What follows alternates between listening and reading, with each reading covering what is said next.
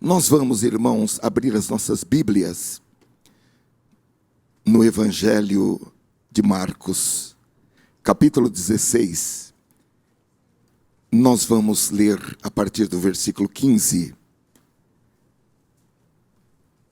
Glória a Deus. A mensagem que vou compartilhar, segundo a graça que o Senhor nos der com os irmãos, tem como título Uma Mudança de Vida. E é a segunda mensagem de uma nova série que nós começamos no domingo passado, intitulada Evangelismo, propósito principal, dentro do entendimento de que a evangelização é a tarefa de primeira importância para o corpo de Cristo, é a nossa prioridade, porque somente o Evangelho pode trazer a verdadeira mudança de vida. Nós cantamos um hino da nossa harpa cristã que diz: ouça como o Evangelho transforma um homem velho em uma nova criação. Nada é mais importante do que a mensagem do Evangelho. Nem a fama, nem o dinheiro, nem os aplausos, nem a família, nem a saúde e nem a própria vida não é mais importante do que a mensagem da palavra de Deus. E nós vamos ler esse texto no capítulo 16, tendo em mente que essas palavras foram pronunciadas pelo Senhor Jesus durante um período em que ele passou com os seus discípulos, depois da sua ressurreição. Ele apareceu certa vez para mais de 500 irmãos, e aqui, neste momento, ele estava com os 11, dando-lhes as últimas instruções a respeito da continuidade, do prosseguimento da sua obra. Depois da sua ressurreição, ele já era o Cristo que se apresentou ao Pai, ainda não o Cristo glorificado, mas ele já era o Cristo que podia ser tocado. Quando ele apareceu para Maria Madalena, ele falou: não toquem, porque eu não subi ao Pai. Mas depois ele apareceu para os discípulos e falou: agora pode tocar. Glória a Deus. Mas ainda não era o Cristo glorificado. E ele esteve então 40 dias conversando a respeito do prosseguimento da obra, dando as instruções, e depois ele subiu e assentou-se à direita do Pai, onde ele está até hoje. Jesus está assentado à direita do Pai. E diz a preciosa palavra do Senhor: e disse-lhes: ide por todo o mundo e pregai o Evangelho a toda criatura. Quem crer e for batizado será salvo, mas aquele que não crer, há um pequeno equívoco no que eu escrevi, mudei o não de lugar, mas aquele que não crer será condenado. E estes sinais seguirão aos que crerem: em meu nome expulsarão demônios, falarão novas línguas, pegarão em serpentes, e se beberem alguma coisa mortífera, não lhes fará dano algum, e porão as mãos sobre os enfermos e os curarão. Assim, pois, depois que o Senhor lhes ter falado, foi recebido no céu e assentou-se à direita de Deus.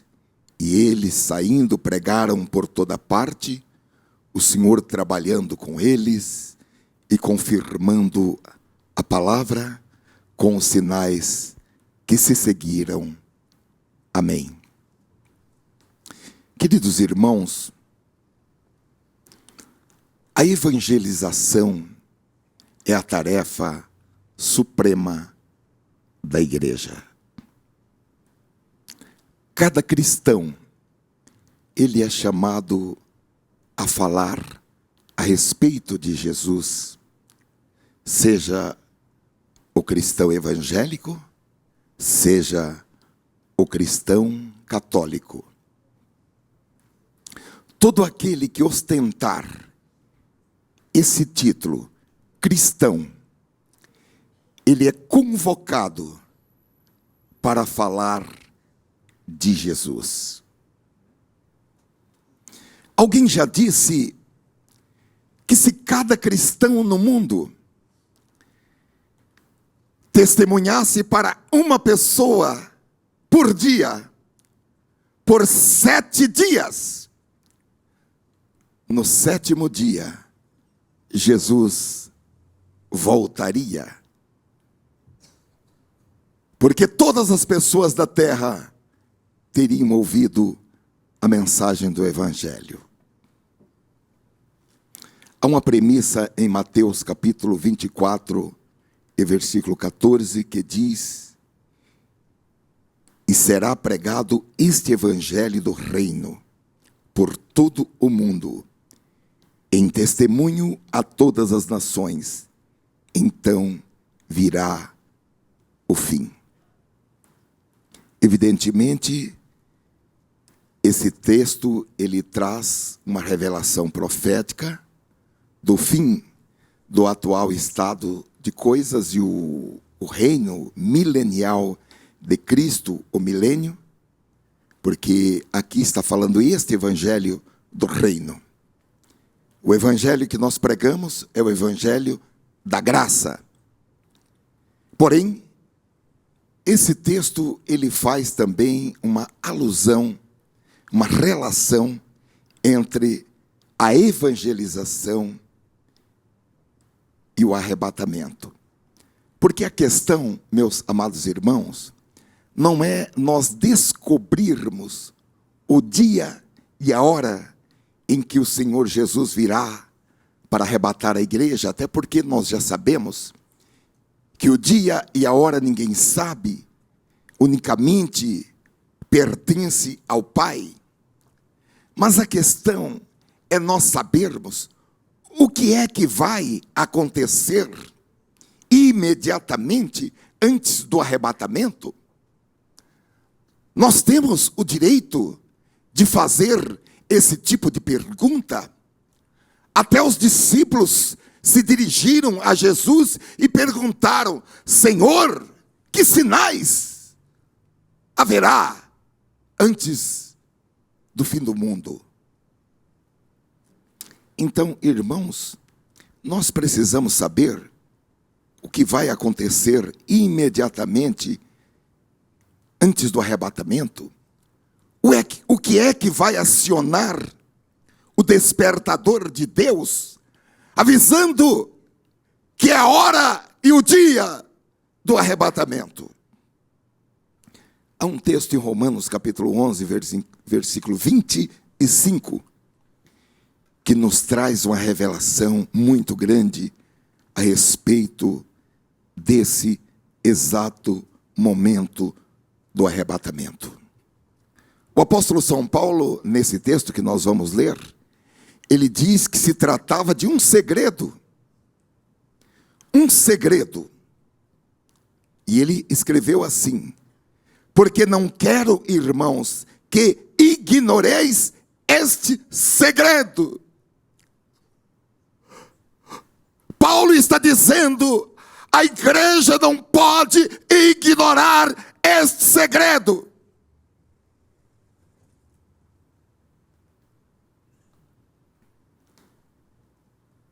Só que ele diz: para que não presumais de vós mesmos. E qual é este segredo? 2 pontos. Que o endurecimento veio em parte sobre Israel, vírgula, até que a plenitude dos gentios haja entrado, ou se complete, como diz em outra tradução. O apóstolo escreveu, irmãos, a esse respeito, porque havia um questionamento pelos judeus que haviam se convertido, e o questionamento era: Deus abandonou a geração de Abraão, Isaque e Jacó? Deus abandonou o seu povo? Porque o evangelho estava chegando a todos os povos não judeus, os povos que a Bíblia chama de gentios, e os gentios estavam se convertendo em multidões, e comparativamente aos judeus, era pouco o número de judeus que se convertiam. Então Paulo escreve para que os seus compatriotas soubessem que não houve rejeição da parte de Deus aos judeus, que foi o oposto. Os israelitas é que rejeitaram a Jesus. A Bíblia diz em João capítulo 1, versículo 11 em diante, que Jesus veio para os céus. Jesus veio para os judeus, e os céus o rejeitaram, os céus não o receberam. Então, ele constituiu para si uma nova nação, um novo povo, um povo tirado dentre todas as nações da terra, que é a igreja. E diz que todos os que o receberam, deu-lhes o poder de serem feitos filhos de Deus, a saber, aos que creem em seu nome, os quais não nasceram do sangue, do DNA de Abraão, Isaque e Jacó, nem da vontade da carne, nem da vontade do homem, mas da vontade de Deus. Essa afirmação, ela está em consonância com outro texto bíblico, em Atos capítulo 15 e versículo 14, quando Tiago, pastor da igreja, tomou a palavra para trazer uma explicação mais compreensível, mais didática, a respeito de uma pregação de Pedro, e ele explicou melhor o que Simão Pedro acabava de dizer a respeito da conversão dos gentios não judeus. Atos capítulo 15, versículo 4, diz: Simão, é Tiago explicando, Simão relatou como primeiramente Deus visitou os gentios para tomar deles um povo para o seu nome. Nós já vimos, irmãos, domingo passado, que a igreja não é uma invenção da sociedade humana. A igreja não existe porque a antropologia e outras ciências constataram que o ser humano gosta de viver em grupo, decidiu viver em grupo para superar medos, para compartilhar segurança. A igreja é algo nascido no coração de Deus antes da criação do mundo. A igreja não é um grupo social. A igreja não é uma sociedade para que as pessoas se autoprotejam. A igreja, ela nasceu no coração de Deus, foi gerada na cruz do Calvário. O Salmo 102, que é um salmo profético e messiânico, diz que haveria de vir um novo povo. Um povo que a época que o salmista escreveu ainda não existia. Haveria um povo, uma geração futura, um povo que seria criado para louvar ao Senhor, um povo que se assentaria, como nós estamos aqui nesta noite, atentos para ouvir a voz de Deus, e que esse povo veria a glória do Senhor e louvaria e bendiria o seu santo nome. E no versículo 16 diz do Salmo 102 que quando o Senhor edificar a Sião, aparecerá na sua glória, aleluia, e ele atenderá a oração do desamparado e não desprezará a sua oração. Isto se escreverá para a geração futura, e o povo que se criar louvará ao Senhor, porque o Senhor reconstruirá Sião,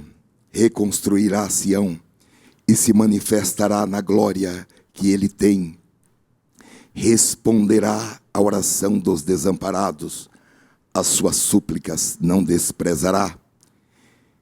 Escreva-se isto para as futuras gerações, e um povo que ainda será criado louvará o Senhor, proclamando: do seu santuário nas alturas o Senhor olhou, dos céus observou a terra, para ouvir os gemidos dos prisioneiros e libertar os condenados à morte.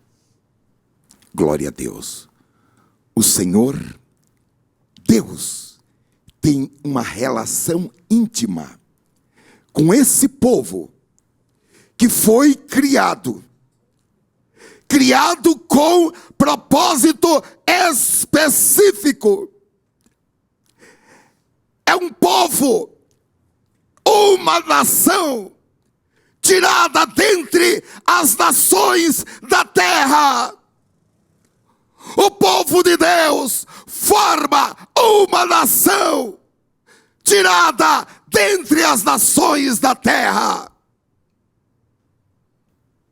É uma outra nacionalidade, é um outro povo, com outro propósito. E o texto diz que Deus teria uma relação tão íntima, que quando esse povo clamasse, Deus ouviria e responderia a oração dos desamparados. As suas súplicas, as suas orações seriam ouvidas. As suas orações moveria a mão de Deus. Oh, aleluia!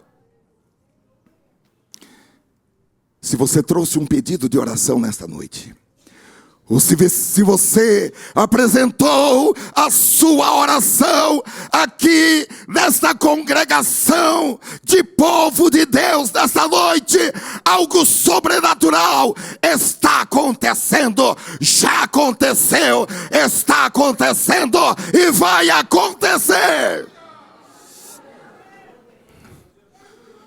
Porque Deus está dizendo aqui que Ele responderia a oração dos desamparados, que as suas súplicas não seriam desprezadas. E Deus falou: escreva isto escreva isto.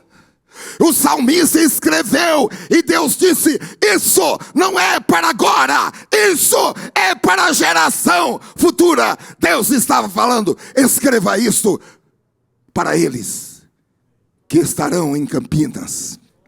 Oh, aleluia! Escreva isto para a geração que estará sentada, atenta, ouvindo a minha palavra no ano de 2016. Aleluia. E Deus diz que por causa da oração desse povo, Ele ouviria o gemido dos condenados e abriria as portas das celas dos presos, daqueles que estão condenados à morte.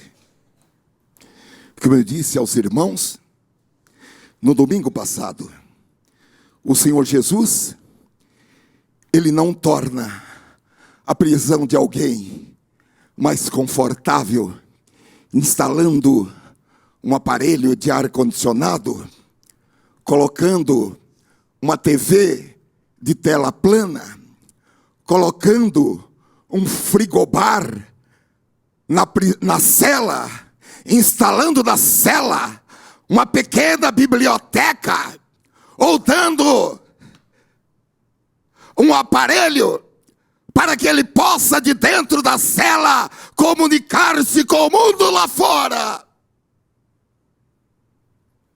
A Bíblia diz em Lucas, capítulo 4, versículo 19, que Ele veio para curar os quebrantados de coração, libertar os presos, libertar os oprimidos, dar vista aos cegos.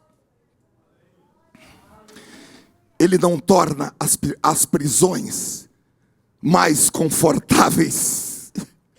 Ele não pega um prisioneiro na alma e lhe dá um comprimido para ele ficar desacordado e dormir.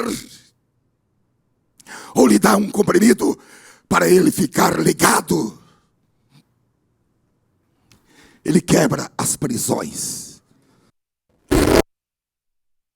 Aqueles que estão amarrados, oprimidos, presos, sejam prisões espirituais, sejam prisões emocionais. Aleluia. Os oprimidos.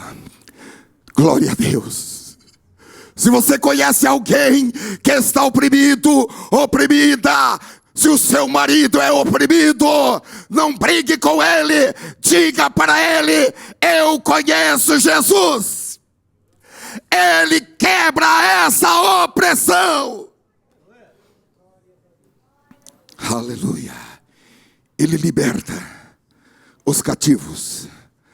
Ele liberta aqueles que estão presos nos vícios, nas drogas, na pornografia.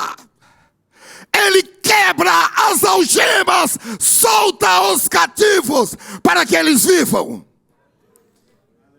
Aleluia. E a Bíblia diz, irmãos, em Mateus capítulo 6, versículo 18, que esse povo que haveria de ser criado, esse povo seria criado em Cristo. Esse povo seria gerado em Cristo. Esse povo seria edificado em Cristo com o nome de igreja. E as portas do inferno, Mateus capítulo 6, versículo 18. Podem colocar aqui, por favor. E as portas do inferno não prevaleceriam contra este povo. Esse povo teria as chaves dos céus. Este povo teria as chaves da ciência, as chaves da sabedoria. Aqueles a quem esse povo perdoar os pecados estão perdoados. Aleluia. É um povo de muito poder. é um povo de muita glória. E Jesus falou: eu dou poder para vocês permitirem, e tudo que for ligado na terra será ligado no céu, e tudo que for proibido ou desligado na terra será desligado nos céus. Essa nação é você. Nós somos esta nação. Glória a Deus. Fomos criados em Cristo. Fomos gerados em Cristo para o louvor da glória do Senhor. E a Bíblia ainda diz, agora é 1 Pedro capítulo 2, versículo 5, que esse povo teria capacidade para oferecer sacrifícios espirituais aceitáveis. Sacrifícios que agradam a Deus. Não aquele tipo de sacrifício que Deus diz: pare! Não quero mais as vossas orações, os vossos jejuns. Não. O sacrifício que esse povo ofereceria, e agora oferece, diz que são sacrifícios espirituais agradáveis a Deus por Jesus Cristo. Amém. Muito bem. Agora, o que é que isso tem a ver com o arrebatamento da igreja? Nós precisamos, irmãos, voltar ao texto de Romanos, capítulo 11 e versículo 25, onde o apóstolo diz: porque não quero, irmãos, que ignoreis este segredo. Alguém pode falar: mas essa pregação está muito difícil. Mas o apóstolo disse que nós não podemos ignorar este segredo. Porque não quero, irmãos, que ignoreis este segredo, para que não presumais de vós mesmos. Qual é o segredo?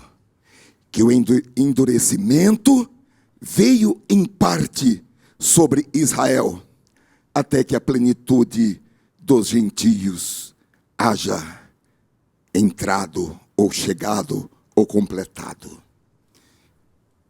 O texto está dizendo, irmãos, que em parte o endurecimento do coração dos judeus quanto à mensagem da salvação, quanto a aceitar Jesus como Messias das profecias, como aquele, o desejado das nações. O endurecimento, primeiro, ele é apenas por um determinado período de tempo. Ele é um endurecimento parcial e temporário. E ele é até que a plenitude dos gentios haja entrado. Não é permanente, não é total. É apenas até que se complete o número total dos gentios que serão salvos. Os irmãos entenderam isto? Isso era um segredo. Ninguém conseguia entender como está acontecendo isso. Muitos gentios estão aceitando a salvação, estão sendo salvos, estão sendo incluídos na família de Deus, enquanto judeus não estão sendo salvos. E os irmãos judeus que receberam a salvação começaram a questionar, perguntando se Deus abandonou o seu povo primitivo.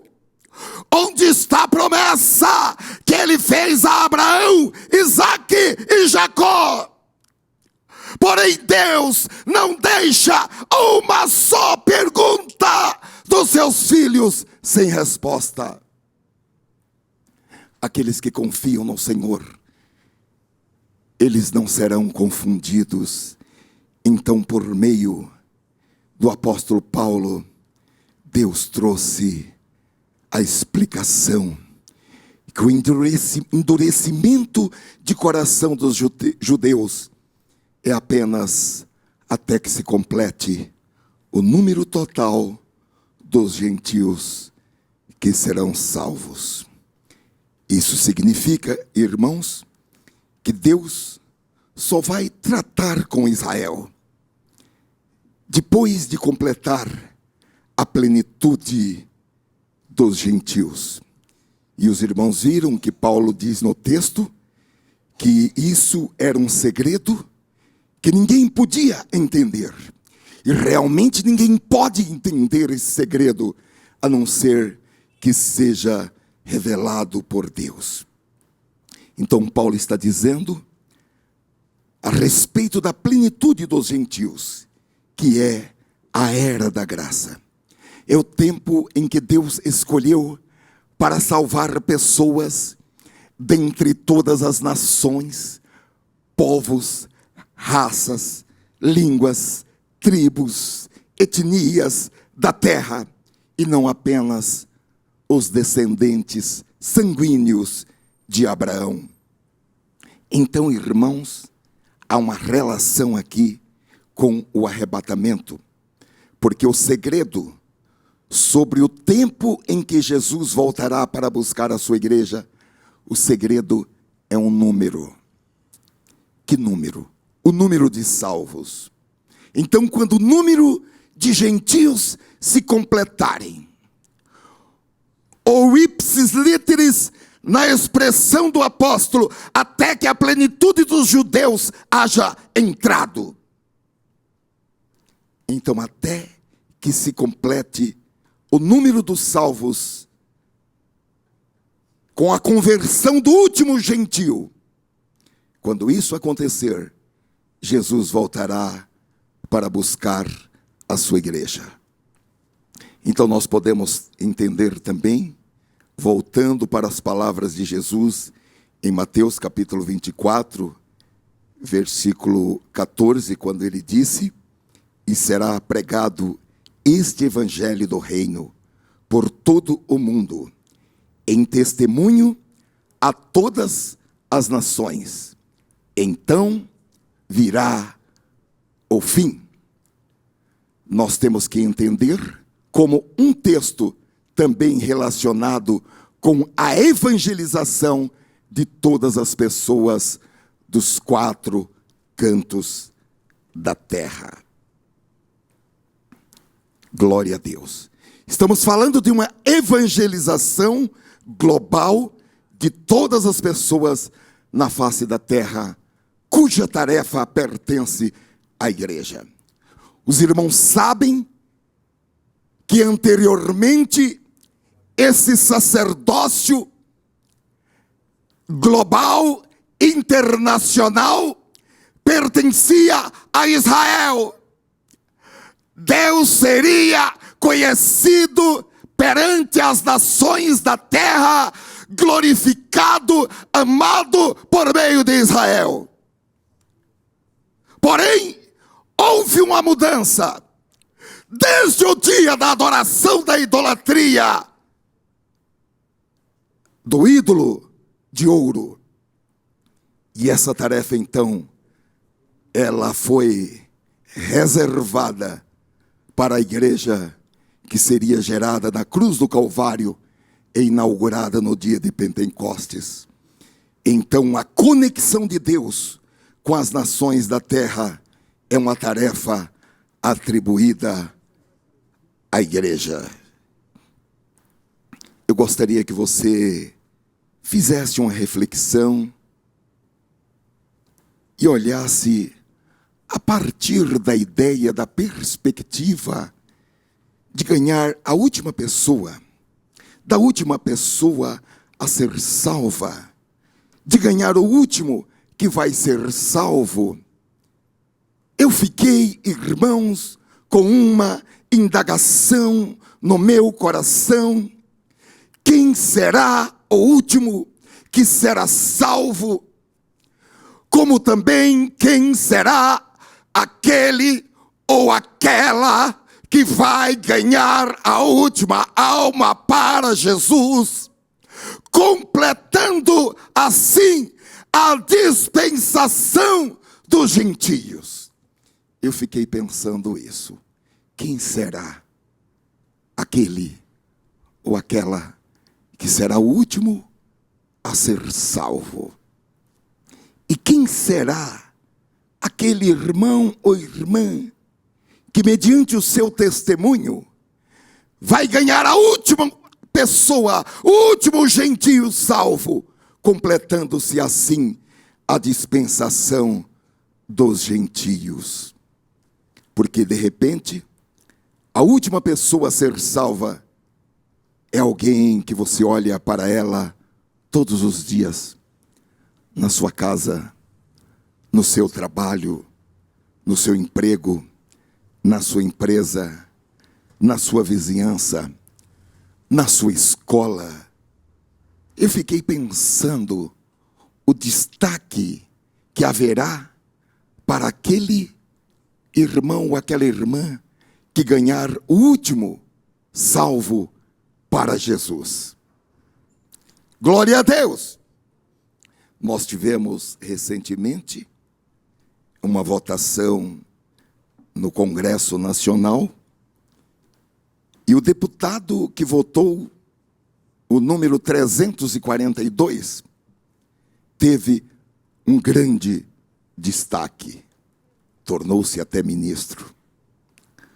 O Brasil se ufana, e nós temos esse mérito, porque o Brasil deu o voto especial nas Nações Unidas, quando Israel se tornou uma nação. O Brasil deu o voto que se cumpriu a profecia, dizendo: eles voltarão para cá, plantarão árvores, construirão casas e serão uma nação. E eu fiquei pensando, que destaque haverá para o último que foi salvo? Que destaque haverá para aquele ou aquela que ganhou a última alma para Jesus, e com essa alma houve a plenitude dos gentios? Aleluia! Nós cantamos, irmãos, e também pregamos: a quem enviarei e quem irá por nós? E eu fiquei pensando, muitas vezes nós cantamos esse hino, o hino 127 da nossa harpa cristã, e cantamos ele balançando na escada ou tomando um sorvete. Tranquilos. Jesus contou uma parábola, irmãos, em Lucas 14, a parábola da grande ceia, que muitos foram convidados para uma grande festa, mas eles foram ingratos, arrumaram vários pretextos, várias desculpas, para que não comparecessem na festa realizada por aquele grande rei. E algumas das desculpas, elas são coerentes, e elas até parecem verdadeiras, mas a verdade é que todas elas trazem a marca do pouco interesse que eles tinham para com aquele Senhor e a sua festa. A festa era muito importante para que alguém que casou no dia anterior não deixasse a lua de mel e fosse para a festa. A festa era muito importante para que alguém que comprou uma fazenda deixasse de vistoriar a sua fazenda e fosse para a festa.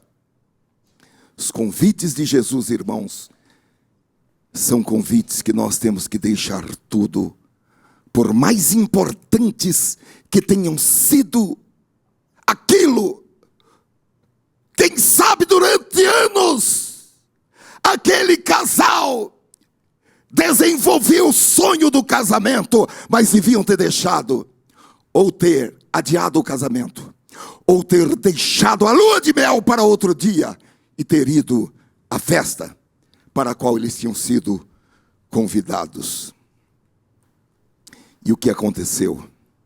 Diante daquelas recusas, aquele senhor mandou que os seus empregados fossem para a periferia, para os becos, para as ruas insalubres, porque ele disse: vá para essas ruas que não tem asfalto, vá para essas ruas que o esgoto corre a céu aberto, e traga os que vocês encontrarem, os pobres, os cegos, os mancos, os aleijados. Lucas capítulo 14, versículo 21. Tragam todos, tragam todos os que forem encontrados. Ele disse: eu quero que a minha casa fique cheia. E a ordem foi: vá rapidamente para as ruas, vá imediatamente e traga os que precisam. E diz: convençam eles. Eles devem ser convencidos. Insista com ele, force-os e traga-os para essa festa.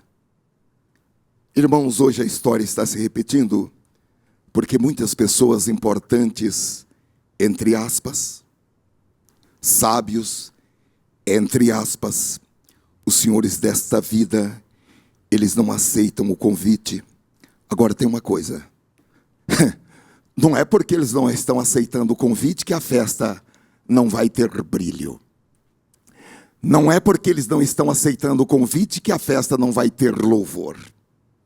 E eles não vão passar na frente também e ver a casa vazia, porque a casa estará cheia, seja de pobres, de cegos, de mancos, de aleijados. A ordem foi: traga-os. Agora a pergunta é: será que nós estamos saindo para buscá-los?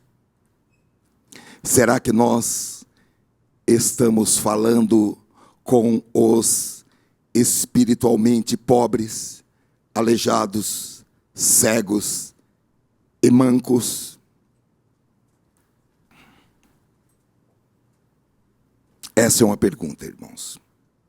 Uma certa vez eu preguei uma mensagem aqui com o título: você fala com paralíticos quando vem para o templo? Pedro e João falavam. O trajeto para a casa do Senhor deve ser um trajeto de diálogo, deve ser um trajeto de recolha dos pobres, dos cegos, dos aleijados e dos mancos, porque aqui eles serão curados, aqui eles serão honrados, aqui eles serão lavados, vestidos, perfumados. Aleluia, glória ao nome do Senhor Jesus. É o desafio, irmãos, da grande comissão que Jesus fala em Mateus capítulo 28, versículo 19 a 20, quando ele disse: ide fazei discípulos de todas as nações, batizando-os em nome do Pai, e do Filho, e do Espírito Santo, ensinando-os a guardar todas as coisas que eu vos tenho mandado, e eis que estou convosco todos os dias, até a consumação dos séculos. Amém. Agora, por que nós não vamos? Quais são as desculpas que nós podemos dar? Uma delas, podemos falar: eu não vou, eu tenho medo, ou eu não sei, ou eu tenho vergonha, as pessoas vão achar que eu sou fanático.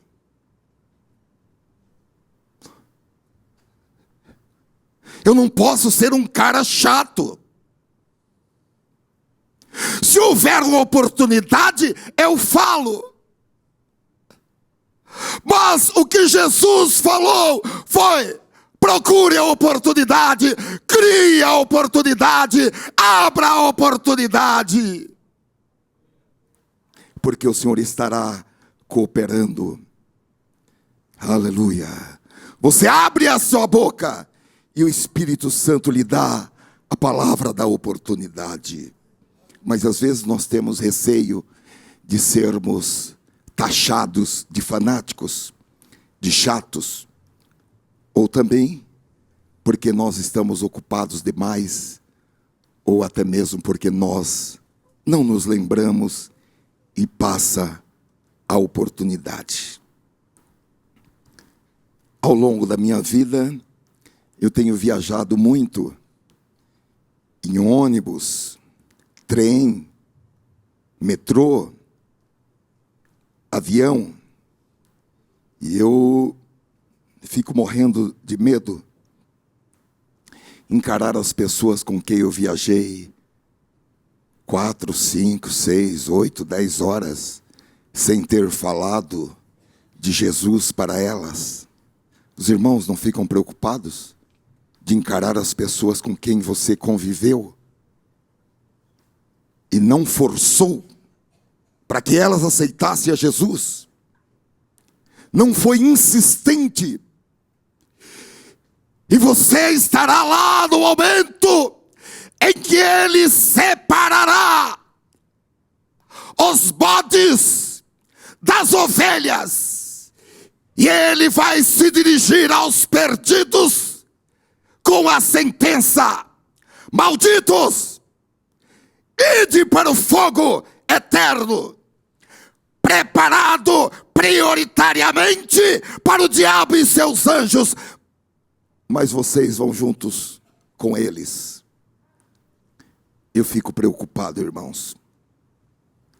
Talvez fosse melhor que em algumas oportunidades chamassem a polícia, o guarda, a aeromoça,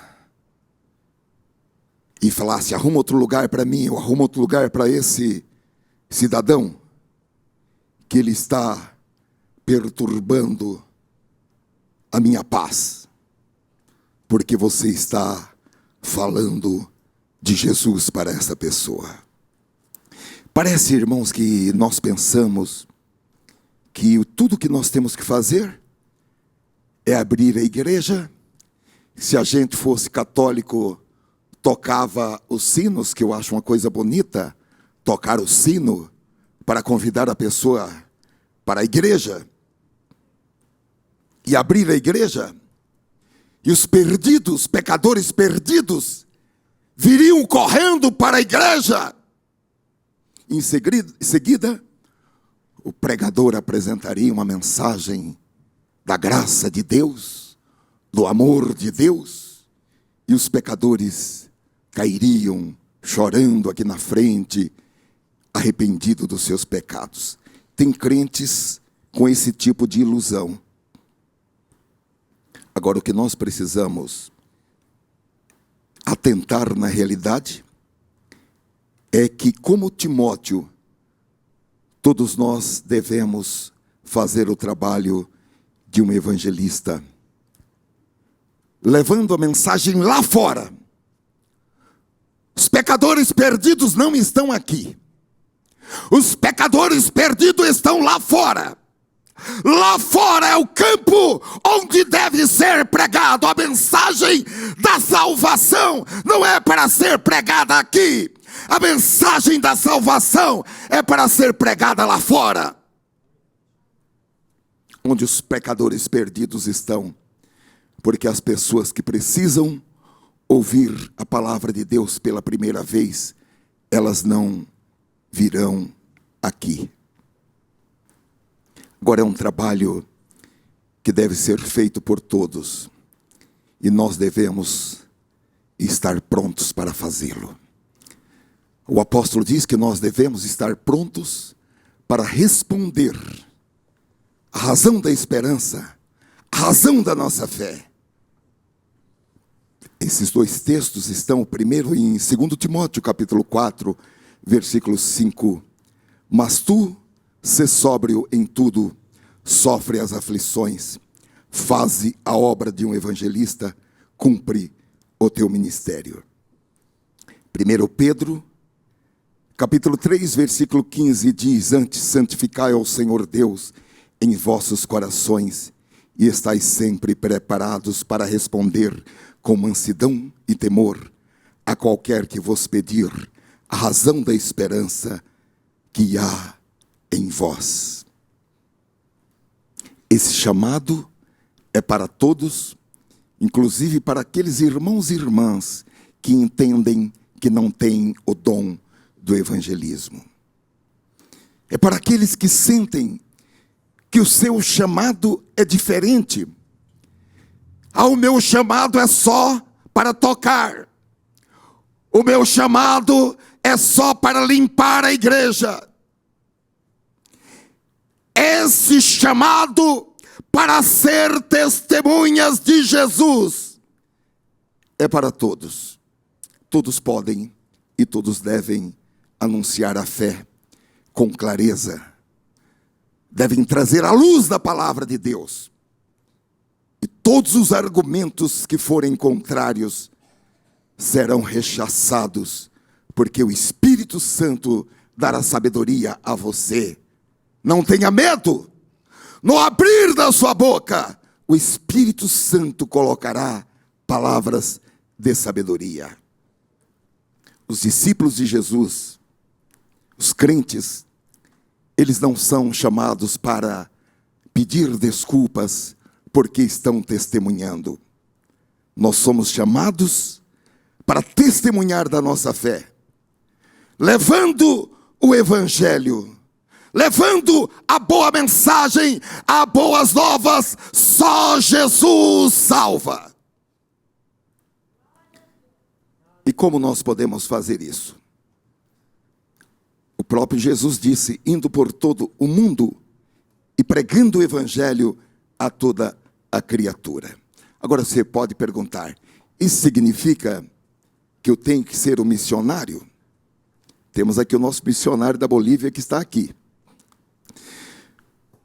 Mas eu diria, você não precisa necessariamente todos nós sairmos desta igreja para irmos para outro país como missionário.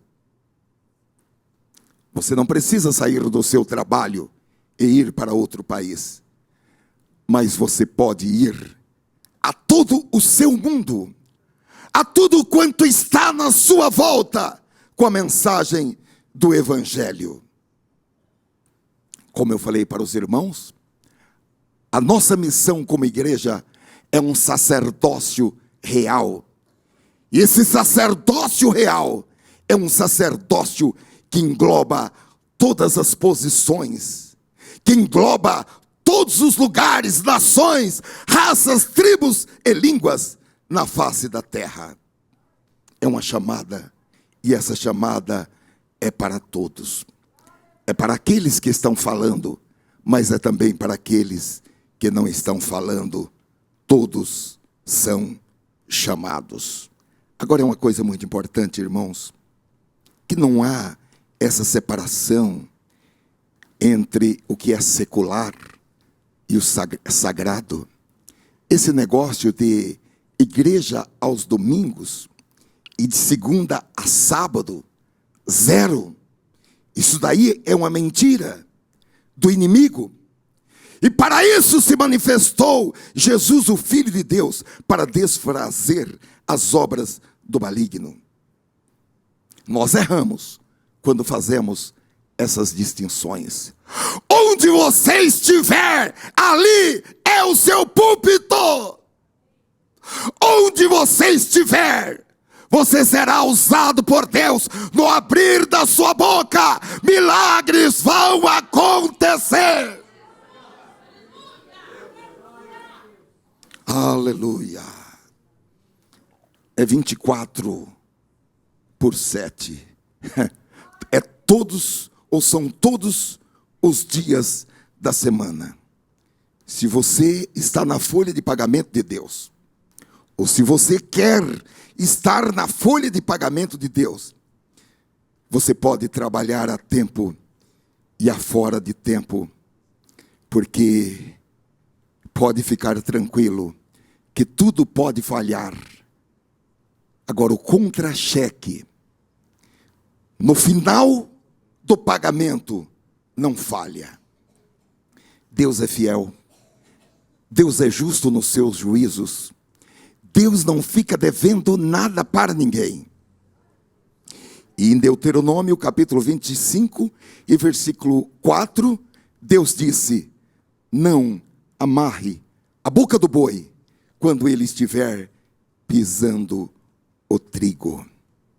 E no Novo Testamento, em 1 Coríntios capítulo 9, a partir do versículo 9, Paulo nos traz uma explicação a respeito desse texto. E ele busca a lei de Moisés e diz: pois está escrito na lei de Moisés, não amordace o boi enquanto ele estiver debulhando cereal. Aí Paulo pergunta: por acaso é com bois que Deus está preocupado? E ele responde: não é certamente por nossa causa que ele diz. Esse é o tipo de pergunta-resposta. Sim, isso foi escrito em nosso favor, porque o lavrador quando ara e o debulhador quando debulha devem fazê-lo na esperança de participar da colheita.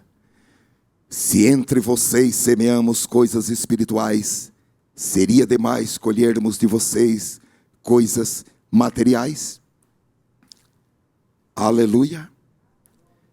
Se você estiver integrado na obra de Deus, não como um simples espectador, não como um simples salvo beneficiário das bênçãos do Senhor, mas se você estiver integrado no quadro de trabalhadores,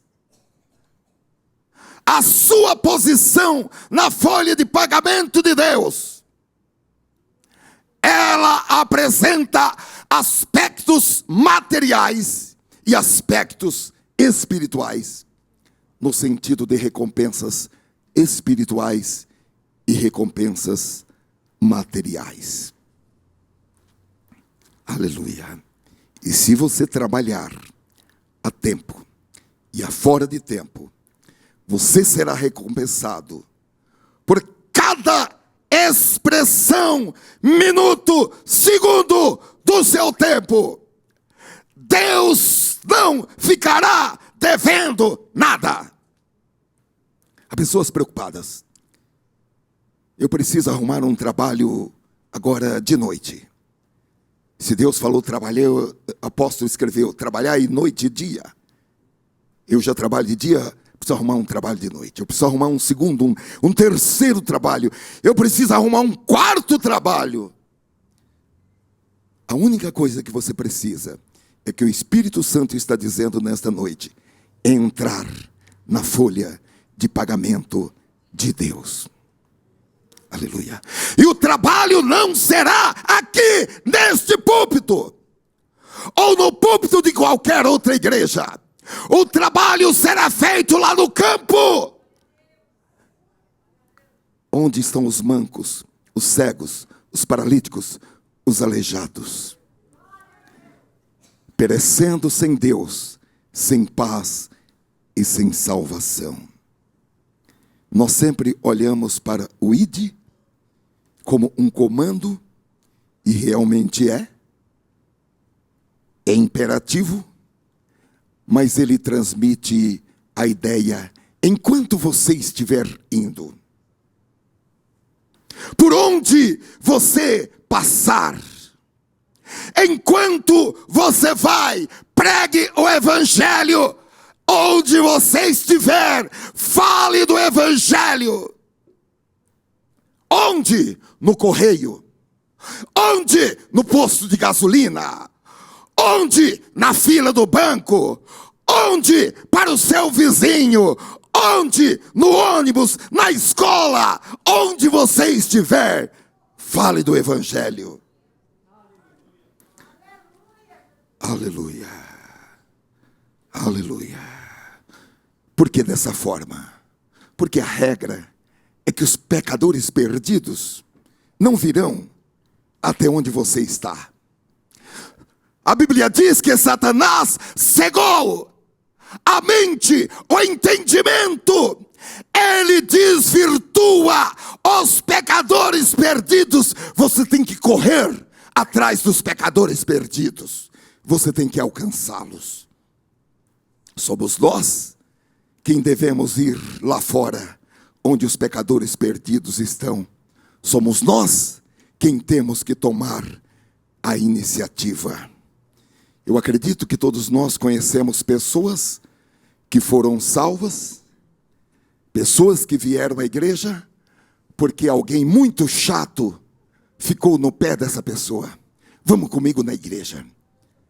No próximo domingo eu vou. Próximo domingo. Vamos comigo hoje na igreja, eu passo aqui para te pegar. Hoje não dá, mas eu vou com você. Próximo domingo. Vamos comigo na igreja no próximo domingo. Forçai para que a minha casa se encha. Aleluia. Olha, irmãos, aproveitando todas as oportunidades, depois que eu ouvi a mensagem que o pastor Wesley pregou aqui na Ceia do Senhor, eu fiquei orando ao Senhor, desejoso de voltar ao primeiro amor. Desejoso de voltar ao primeiro amor. Porque eu mudei para uma cidade onde havia muita idolatria. E eu não conhecia ninguém. E o Senhor me deu uma ideia para orar pelos nomes da lista telefônica. Não tem gente que fala, Joelho, não tenho palavra para orar. Pega a lista telefônica, ainda tem. É aquelas listas de páginas amarelas, né? Tem a lista telefônica das residências e depois tem as páginas amarelas dos comércios, das indústrias, das repartições públicas. Pega a lista telefônica, aquele catatal de papel. E Jesus salvou, irmãos, muitas pessoas naquela cidade. E o pastor Wesley pregou aqui, e eu fiquei pensando, Francisco, como eu gostaria de voltar ao primeiro amor. Eu quero voltar. Estou orando ainda para o Senhor fazer com que eu volte ao primeiro amor e passe um tempo ajoelhado, orando por pessoas que eu não conheço, orando por pessoas que eu nunca vou conhecer, orando. Agora tem tantos outros mecanismos que a tecnologia nos oferece para orar. Eu perguntaria, você já orou pelos seus amigos do Facebook? Já orou pelos seus amigos do Facebook? Você sabe quem são eles? Você foi atrás da história deles? Você é responsável por cada um deles? Isso é uma coisa muito séria. Eu não estou pregando só para vocês, não. Eu vou pegar os meus 5.000 e poucos amigos que eu tenho no Facebook e vou agora começar do amigo número 1. Senhor, aqui está este amigo, salva ele. Se ele já é salvo, abençoa mais. Faz dele um profeta, um atalaia. Glória a Deus. Senhor, abençoa essa amiga, porque pelo semblante dela, ela não é salva. Salva, liberta, arranca das garras de Satanás. Oh, aleluia, aleluia. Mande uma mensagem para ele, para ela. Em nenhum outro há salvação, porque não há outro nome, nem na terra, nem no céu, pelo qual os homens possam ser salvos, a não ser Jesus Cristo, o Filho de Deus. Mande uma mensagem para ele. Jesus salva. Você tem que perguntar por que essa pessoa pediu amizade para mim no meu Facebook. Qual foi o objetivo do Espírito? Indicar esta pessoa para o meu Facebook. Aleluia. Eu oro, irmãos, para que os nossos corações possam arderem, e arderem de maneira irresistível, porque quando isso acontecer, outros corações estarão sendo queimados quando ouvirem as nossas palavras, quando ouvirem o nosso testemunho.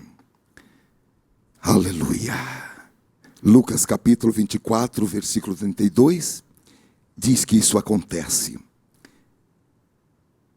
Perguntaram-se um ao outro: não estava queimando o nosso coração enquanto ele nos falava no caminho e nos expunha as Escrituras? Aleluia. Eu quero pedir que todos se coloquem de pé. O nosso trabalho, irmãos, o meu trabalho, o seu trabalho, é levar a palavra, é semear a semente. O seu trabalho é compartilhar, é pregar. Aleluia. Isso sem nenhum preconceito. Jesus não veio para salvar um grupo seleto. Ele veio para salvar os perdidos, os mancos, os cegos, os desajustados, os loucos. Aleluia, aleluia. Todo preconceito na vida de um crente deve estar morto. E o Evangelho é isso. O Evangelho mudou a minha vida, mudou a sua vida. Só o Evangelho pode mudar a vida de alguém. Só o Evangelho transforma o homem velho em uma nova criação.